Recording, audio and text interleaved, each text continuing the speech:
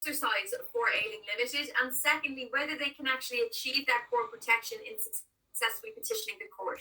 Okay? So we're talking about the law on examinership here. Now, this question is nice, guys, in the sense that it tells you about examiner, advise them about the appointment of an examiner. Sometimes problem questions may not say that. You may have to be able to interpret based on the information that we're talking about the law on examinership here. Okay, so just be aware of that point as well. But we know from this case that the main issue is examinership. What I would generally do then is advise on the governing legislation. Now, with topics like liquidation, examinership, and corporate borrowing is another one, you're going to be talking about a variety of different legal provisions, okay? So instead of listing them all at the very outset, what I would generally do is give a ballpark of where you can find them in the Act, and then mention the specific provisions as you go along where they're relevant. So really, when you're listing the governing legislation, the general area from the outset, I would be, examinership is primarily dealt with in the Act between sections 508 to 558. So you'd list kind of that as the governing area of the 2014 Act for examinerships, and then mention the specific provisions as you go along. Okay? And once you've mentioned the governing legislation, then, guys, get straight into defining what is meant by examinership. And really, guys, examinership is a last resort for companies. Where you have insolvent companies or nearly insolvent companies that want to avoid going into liquidation, examinership is the final resort, whereby they are put into the court's protection for a 70-day period, okay? Now, it can be extended, as I said, by 30 days, but it's during this 70-day period that an examiner is actually appointed to the company and does an investigation. They investigate the affairs of the company to see if it actually can be saved, okay? And if they can, that's when they develop a scheme of arrangement, okay? Now, remind me, what's a scheme of arrangement? Any ideas?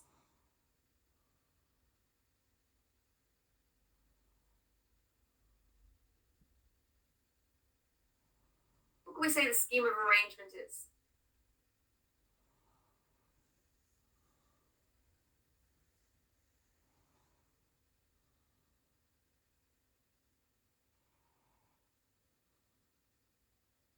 A consolidation of the assets? Not so much of the assets. Scheme of arrangement is essentially the financial restructure plan. And that's really what the in to see if they can restructure the finances of the company so that it can try and trade out of those financial difficulties. Okay? So where the examiner does their investigation and feels the company can be saved, the scheme of arrangement that they develop is that financial restructure plan. And in order for that to become binding, it has to be approved by the members of the company, the creditors of the company, and the court. Okay? And that's really what you're talking about in examinership. Okay? Allowing the company to restructure its finances whereby, creditors might be paid less, or interest rates would be different, or dates of payment could change. They could be pushed out, for example. All of these done with a view of allowing the company to trade out of the financial difficulties and continue to survive. Okay? Everyone with me so far, guys? Any questions?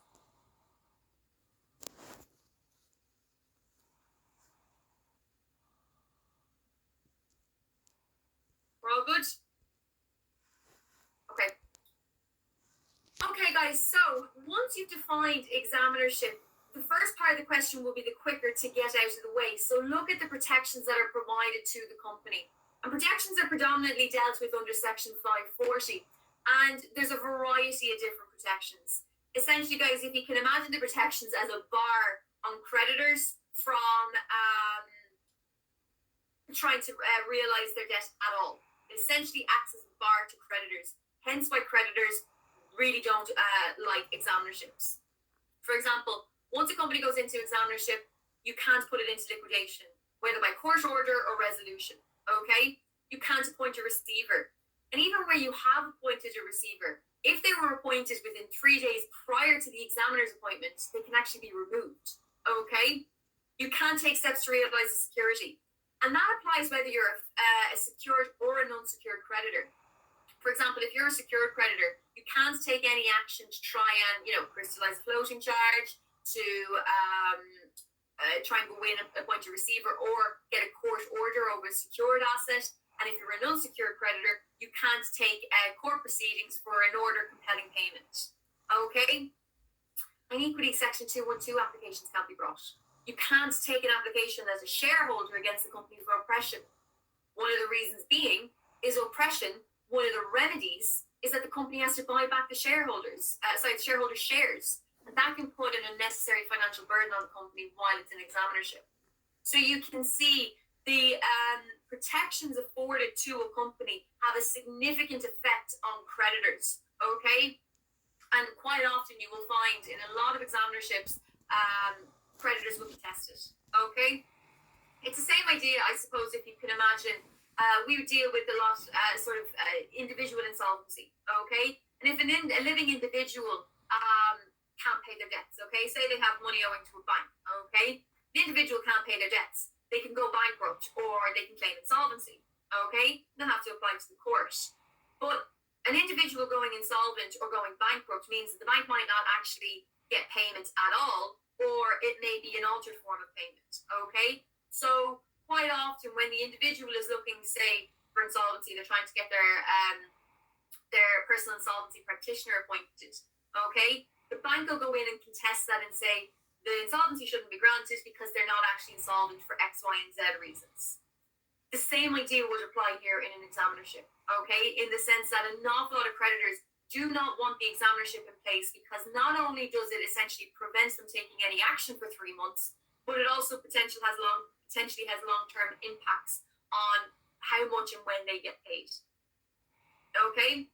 But you can see it's of major benefit to the company.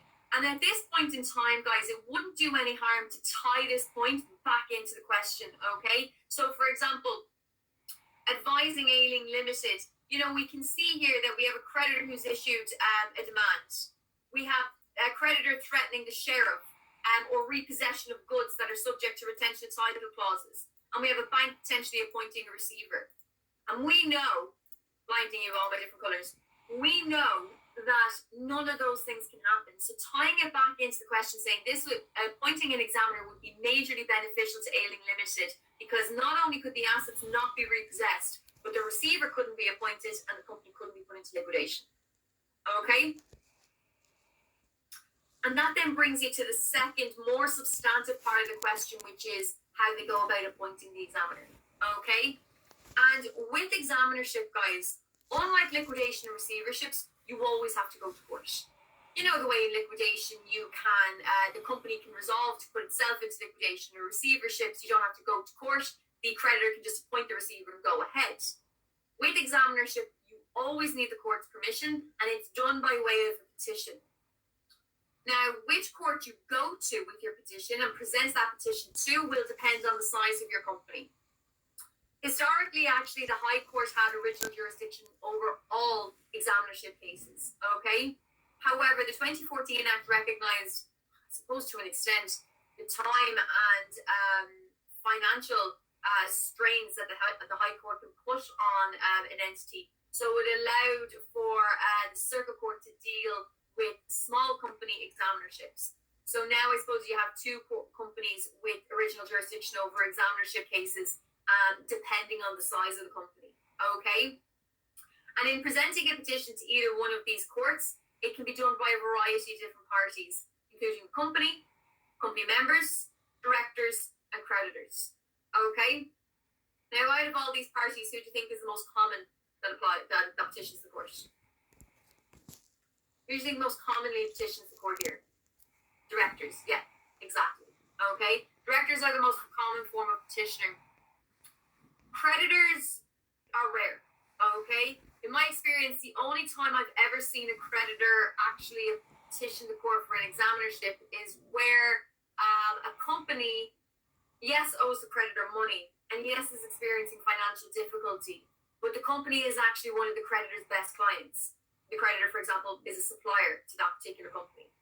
And the creditor doesn't want the company going into liquidation because they are one of their biggest clients, they're one of their biggest sources of revenue, so they, instead of pushing the company into liquidation or appointing a receiver, they instead try and appoint an examiner to try and save the company so they can retain them long term as a source of revenue, as a client. Okay, but it is very rare. 9 times out of 10, it's the company and more specifically the directors that are looking for the examiner to be appointed. Okay, but irrespective, guys, of who is petitioning the court, the same four hurdles have to be overcome. The same four burdens of proof, I suppose, have to be satisfied. Okay, and we already identified them as proving an inability to pay debts, proving there's no resolution to wind up, there's no court order to wind up, and finally that there's a reasonable prospect of survival. Okay, and what I would do in this question, guys, is I would take each in turn and apply them as you go. Okay, and these middle two in respect of winding up are relatively self-explanatory in of themselves. Okay, and as I said, it's quite clear from the question that there has been no liquidation commenced because it's threatened. Okay, we can see a company has threatened it. So if there's creditor has threatened it. So if it's threatened, quite clearly it hasn't taken place yet. Okay, so they've overcome those first two hurdles. The next one then is an inability to pay debts. Okay, and for the purposes of examinership, an inability to pay debts is very widely interpreted. Okay, not only is it defaulting and making repayments, so missing due dates, but you can be deemed unable to pay your debts for examinership, even where technically you're paying your debts as they fall due, but your assets are less than your liabilities. And you can see that in this case, that could potentially be an issue because we know a lot of their assets are subject to retention title clauses. They don't actually own them. Okay, so their assets actually might be less than their liabilities. So again, that proves an inability to pay debts. Or we could have a situation of Section 570 applying. We looked at Section 570, guys, when we were looking at liquidations. And if you remember, Section 570 deems a company unable to pay its debts where a creditor has issued a demand and is owed 10,000 or more, and the demand has gone unanswered. Or you several creditors collectively owe 20,000 issuing demands that have gone unanswered. Okay?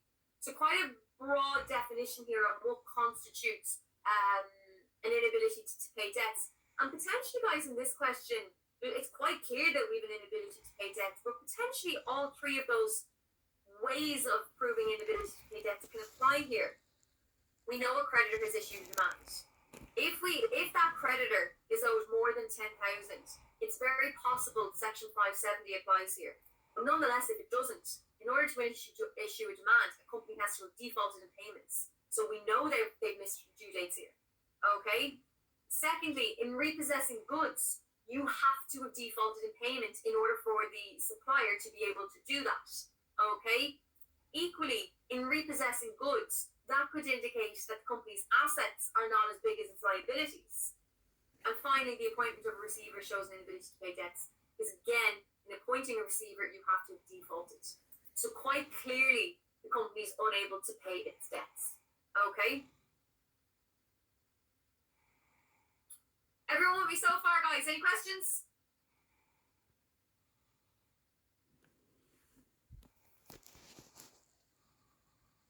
We good so far?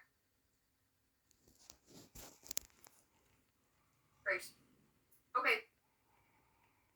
Okay, guys, the final elements that needs to be proven then is a reasonable prospect of survival. Okay, this tends to be one of the most difficult hurdles to get over. Okay, because as a petitioner, the burden is on you to prove that to demonstrate that there is some sort of reasonable prospect of the company surviving if the examinership takes place. Okay, so you have to provide some sort of evidence to the court that the company has a reasonable prospect of survival. Now, Tusker Resources was mentioned in the lecture, guys, okay? But it wasn't specifically mentioned in the sense of reasonable prospect of survival. And I'm going to tie it into this point now because it is a good case that demonstrates this. And actually, it was the first case that dealt with the whole reasonable prospect side of it. Okay? Tusker Resources, guys, were a company that were experiencing financial difficulty. Okay? And they petitioned the court to have an examiner appointed. And they tried to argue that there was a reasonable prospect of survival because the reason they were experiencing financial difficulty was due to a cash flow dispute that they were having with a partner company. It was a Nigerian partner company called Cavendish. They were arguing that's why our financial difficulty has happened, and we're in the process of resolving that dispute. Okay, so quite clearly, if the dispute was resolved, they wouldn't be in financial difficulty, and there'd be a reasonable prospect of survival. Okay, and that would have been fine. That would have been enough. Okay, unfortunately for them, though, Cavendish, the partner company, piped in with an affidavit and said, "We have no intention of making up. We have no intention of resolving this dispute and don't want to know." So essentially, they rebutted the whole evidence that Tusker Resources had presented, and it was because of that the court refused to grant the petition, because Tusker Resources failed to properly demonstrate or concretely demonstrate that there was a reasonable prospect of the company's survival. Okay, so you have to have some sort of evidence. Equal and kind of in line with that, mere assertions aren't going to be enough either. Simply telling the court, yeah, we have a reasonable prospect of survival, isn't enough. It has to be based on some sort of solid, concrete evidence. Okay? Like in Tusker, they had an affidavit to say they were resolving the dispute. Fortunately, that wasn't the reality, but if it had been, it would have been enough. Vantive Holdings gave us a good case example where the court wouldn't grant the petition again because there wasn't enough evidence. There wasn't a demonstration, more so just assertions being made by Vantive Holdings, because Vantive Holdings, guys, were a property company, a property development company. And yes, they were experiencing financial difficulties. And the way they tried to show that there was a reasonable prospect of the company's survival was by providing an account to the court, which gave a projection over the next couple of years of what their revenue was going to be. But that projection was based on the market projections, property market projections. And the court turned around and said, that's not enough. Given particularly that the property market is as unstable as it is, and this was in or around the time of the crash, guys, as well, so even worse, the court turned around and said, even because of the instability of the market, you can't base your revenue off market projections. It's not enough. So they didn't show a reasonable prospect of survival, and again, the petition failed. Okay? So you have to demonstrate some sort of evidence that your company is going to survive. Okay? But the thing to always be aware of is, unfortunately, even where you satisfy all four of those requirements, you prove that there's a reasonable prospect of survival. You show you're unable to pay your debts and that you're not wound up. The discretion still rests with the court. They have ultimate discretion here. Okay? So they can choose, even where you satisfy all four of those requirements, not to appoint the examiner for a variety of different reasons. Okay? So that's just an important point to be aware of. But I again apply it back to this point on reasonable prospect of survival, back to the case at hand. And we already identified, guys, that yes, Ailing Limited do have a reasonable prospect of survival, because not only will that contract, not only is the contract concrete, it's due in 2 months, but the fact that it's due in 2 months means it's within the court protection time frame, and it'll clear the debts, meaning if the examiner restructures their debt, the likelihood of this issue reoccurring is low. So there's a very real and reasonable prospect of the company surviving here. Okay? So they're the 4 things that you would have to advise Ailing Limited of. But before providing your concluding advice, there's 2 other things you need to make them aware of. And the first is the requirement for an expert's opinion, okay, or an expert's report under Section 511. In overcoming all 4 of those hurdles, it has to be supported by an expert's report. It's usually an auditor of some description, okay? And essentially what the auditor's report does is it's like a second opinion for the court. And it's not just a second opinion on whether there's a reasonable prospect of survival, but it's a second professional opinion in that regard, okay? So the report will have details in it, like, a statement on the assets and liabilities of the company, a statement on whether the expert believes there's a real and reasonable prospect of survival, a statement of opinion on whether they think a scheme of arrangement will be effective. All of these things will be discussed or kind of laid out in the report, okay? It's not binding on the court, but it can help them in determining whether or not to approve the petition, okay? And finally, guys, you need to advise of Section 518, which requires utmost good faith on the part of the petitioner. Meaning, when you go to court and you are petitioning for the appointment of an examiner, sort of an equity type principle that you have to come with clean hands. You have to disclose all relevant information to the court, good, bad, and indifferent. Okay? Now, again here, guys, the thing to always remember, and this applies not just at the petition stage, but throughout the examinership, if it's granted, court have discretion here. Okay? So even where you do fail to act with utmost good faith, court may still exercise their discretion to appoint an examiner. But if you bank on them granting it anyway, you're not going to do yourself any favours, because if you don't act with utmost good faith, that can be the reason the courts refuse your petition. So it's in your interest, regardless of the court's discretion, to still exercise utmost good faith. And a case where we saw the court exercising this discretion in respect of Section 518 was Traffic Group Limited. Essentially, guys, when the courts are determining whether or not to appoint an examiner, they look at all these burdens that have to be satisfied and then weigh them up with a load of relevant factors. For example, in Traffic Group, as much as the company didn't act with utmost good faith and didn't reveal all the information that they should have, the courts still exercise their discretion to appoint the examiner, weighing up the factors that the examinership is actually a very viable option for this company, and we're going to save a lot of jobs. So considering those factors, they still appointed the examiner anyway. Okay? And you need to advise anything limited of that they, as much as the courts still have discretion, it is ultimately in their benefit, regardless, to comply with Section 518 and disclose all relevant information in the petition. Okay? And finally, guys, I would just finish off with a conclusion. Really, in the conclusion, what you're doing is providing some final advice to the client at hand, whatever the proper question is. So, you'd be telling Ailing Limited here that the core protections are absolutely to their benefit because they've got so much creditor threats coming in. And that secondly, they should apply for the appointment of an examiner because unless there's some kind of outstanding discretionary reason that the courts rely on, it's likely they will have the examiner appointed because they seem to overcome all of the hurdles, the evidentiary hurdles that they need to satisfy. Okay, so you'd be advising them to go and petition the court. Okay. So guys, before I move on, we're not going to get to question 2, but before I move on, any questions on that? Elias, would all these be 1,500 words saying the exam? Yeah, so I'm going to get on to the exam actually now then. Before I answer your question, Elias, any content-specific questions on what we've just looked at there, guys?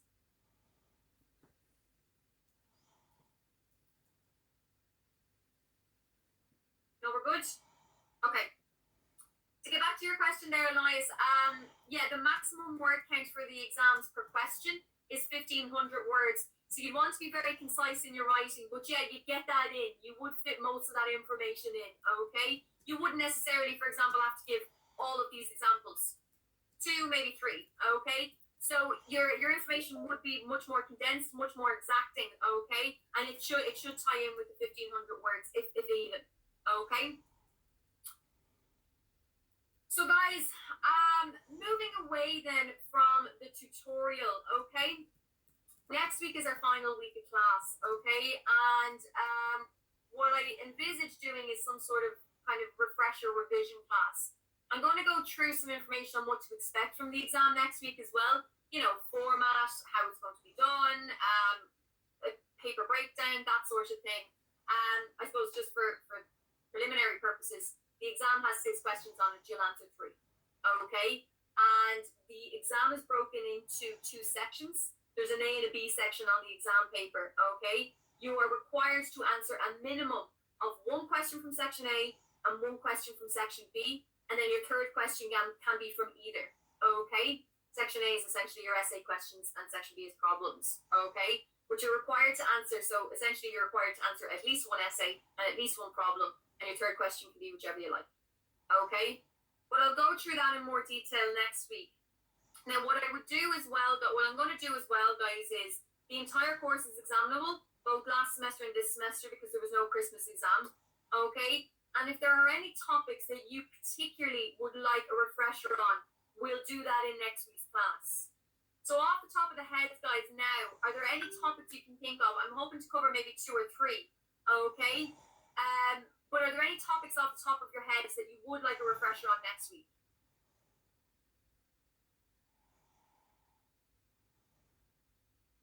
Teresa, just in relation to that question, Section 508 to Section 558. The governing legislation, yeah. But any topics, guys, that you can think of that you would like a refresher on in next week's class that we've covered throughout the year?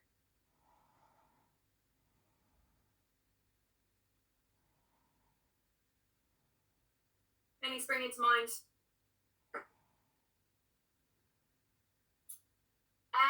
Given the way that the exam is working, Karen, it's an open book exam. You'll have all your material in front of you. The course is examinable, okay? But I'm going to run through a couple of refresher topics from either semester, okay? Corporate borrowing need, that's fine. We'll do corporate borrowing.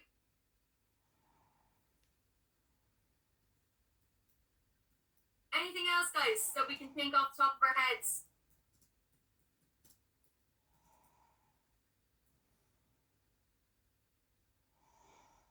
Could we let, yeah, that's fine, Karen. Corporate authority, yeah, that's fine. We can do that. Anything else, guys? If there's nothing that's springing to mind at the moment, what I'll do is feel free to pop any particular topics you would like covered on the discussion board on the company law page, okay? If you get them up by Sunday, I'll be able to cover them. But if they're not up before Sunday, I won't have time, okay? Sunday's sort of your deadline. But as it currently stands, I'll probably only be able to cover about 3 or 4 max, guys, just given the shortness of the class, okay? But we'll definitely cover corporate borrowing, and we'll definitely cover corporate authority. And if there's a third or another one that you think of, we can throw those in the final class as well. Is that okay?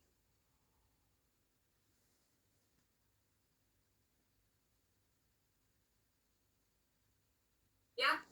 Okay. All right, guys. Well, what we'll do is we'll leave it there for this evening then, and we'll pick it up then next week with